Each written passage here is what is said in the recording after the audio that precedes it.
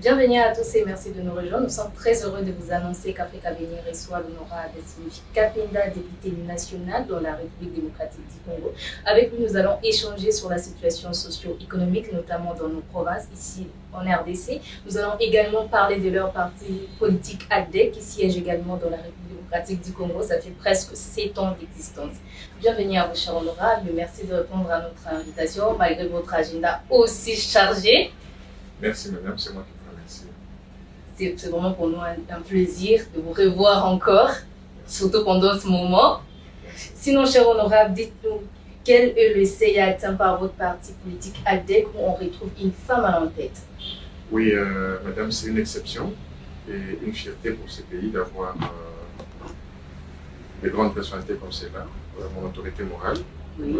Excellence Adel Kaïza, Oui. à qui nous devons une fière chandelle pour tous les travaux abattus. Et aujourd'hui, ADEC, l'Alliance démocrate chrétienne du Congo, séisse parmi les grands partis qui vont aux élections et qui se classent parmi le top 10 de grands partis dans ce pays. Oui, comme vous venez de le souligner, vous vous retrouvez parmi les 10 top politiques ici dans la République démocratique du Congo. Quelle a été votre démarche? En fait, il n'y a pas eu de démarche particulière que nous avions en entreprise. La seule démarche, c'est la discipline et le travail. Le travail dans le respect du temps, le travail dans le respect des assignations que nous nous sommes fixées et que nous avions en terme. Et ce n'est qu'une première phase parce que le travail est encore long. Nous attendons le mois de décembre pour montrer aux gens de quoi nous sommes capables. Est-il vrai que la présidente elle-même arrive toujours à temps dans son bureau, disons à 5 h du matin? Oui, c'est un modèle, c'est un exemple. Et pour nous, c'est que nous savons que... Vous ne vous sentez pas un peu stressé de travailler avec ces genres de rigueur? Non, non, non, non, non, non. Il n'y a pas de pression, il n'y a pas de stress, mais sur le travail. Et là, l'écoute. Et là, l'écoute. Et c'est dans la rationalisation du temps. Okay. Les temps, c'est quelque chose qui ne se rattrape jamais. Oui. Les temps, selon ce principe qu'elle nous a donné, c'est que le temps, c'est un facteur qui est linéaire, qui n'est pas cyclique. Le temps qui est passé ne revient pas. Okay. Et le malheur, c'est que beaucoup d'entre nous dans ce pays pensent que le temps, c'est quelque chose qui peut revenir, mais non. Et Okay. avec madame, notre autorité morale, dans la gestion du temps, c'est un modèle dans ce pays. Okay. Et tout ce qu'elle fait, elle le fait dans les temps. Ça, et même la réussite ou le classement d'ADEC parmi les top 10 de grands partis dans ce pays, c'est parce que nous avions travaillé dans les temps. Cher honorable, dites-nous comment analysez-vous la situation socio-économique, notamment dans nos provinces où on retrouve plusieurs richesses. Par contre, la population vit avec moins de 3 $ par jour. Oui, ça c'est un combat. C'est un combat. C'est un combat de tous les temps. Heureusement que, tel que vous l'avez soulevé, fort malheureusement, c'est un mauvais constat que nous avons dans nos provinces, où nous n'avons pas un leadership solide. Au moment où le président se bat, matin, midi, soir, pour imprimer une forme de gestion orthodoxe de nos provinces, mais malheureusement, nous avons à la tête de certaines provinces de personnes qui ne voient pas la chose telle qu'elle est vue par le président de la République. Donc vous soulignez que pour nos provinces, pour que ça s'améliore, nous devons avoir des partenariats gagnant-gagnant. Bon, pas nécessairement. Nous devons avoir d'abord les gens qui sont là pour le peuple, dans nos provinces particulièrement. Le président n'est pas là pour circuler dans toutes les provinces, mais le président est là. Nous devons maintenant avoir des personnes qui doivent être à l'écoute de la population, qui doivent être à l'écoute de vrais problèmes sociaux de la population, des gouverneurs qui doivent se promener dans les territoires, des gouverneurs qui doivent savoir la réalité du fin fond de leur province. Nous avons des gouverneurs qui résident dans les chefs-lieux de province, qui n'ont aucune réalité, qui n'ont aucune connaissance de la manière dont vit la population de l'arrière-pays. En tant que député national, que pensez-vous mettre en place pour améliorer cette situation? La première des choses que nous comptons faire, c'est que nous nous mettons dans la logique de mettre en place des lobbying, de travailler avec certains autres collègues députés, particulièrement du caucus du Lualaba. Nous nous sommes mis dans la phase de mettre en place des groupes d'action pour que nous puissions mettre des lobbying, nous mettions la pression aux dirigeants, à ceux qui sont à la tête de province, afin que les desiderata de la population soient écoutés. J'en veux pour exemple, nous avions récemment reçu les plaintes de la communauté locale par rapport à la situation de la voirie au niveau de nos villages et territoires. Nous nous sommes mis en place, nous avons mis en place une commission, nous avions vu le ministre des Infrastructures qui s'est mis directement à l'œuvre pour trouver des solutions par rapport aux ponts et autres routes et dessertes agricoles. Ok. En tant que député, vous êtes aussi jeune et je pense que vous êtes souvent à l'écoute de la jeunesse congolaise. Qu'est-ce que vous pouvez conseiller à la jeunesse congolaise, surtout à nous les jeunes, pour trouver plus d'emplois facilement et surtout pour contribuer au développement durable?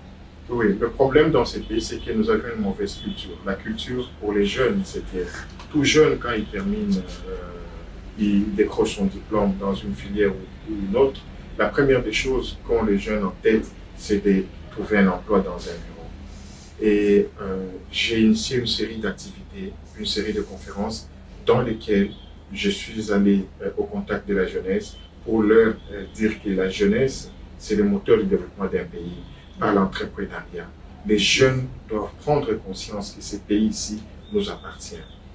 J'en profite déjà pour faire un appel pour les élections qui viennent ici. Par rapport aux jeunes, il est temps que les jeunes comprennent que ce pays-ci ne se développera que par les jeunes. Les jeunes doivent s'engager dans la politique.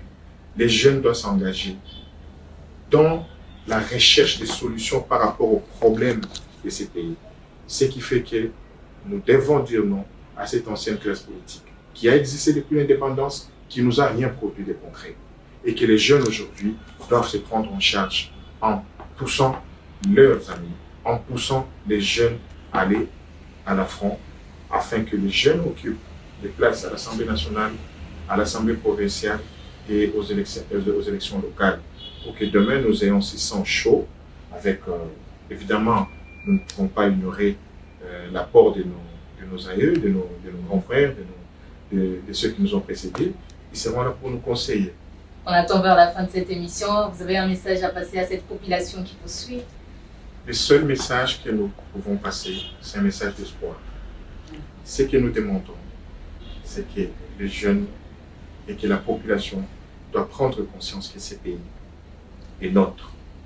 Nous allons vers les élections pour une période trop où nous connaissons dans le passé ce qui se passe. Le seul message que je peux lancer, c'est un message de paix, un message d'amour. Ce pays est nôtre. Les élections ne sont qu'un jeu démocratique. Elles vont passer. Nous devons aller à ces élections d'une manière sereine afin que ce pays aille de l'avant.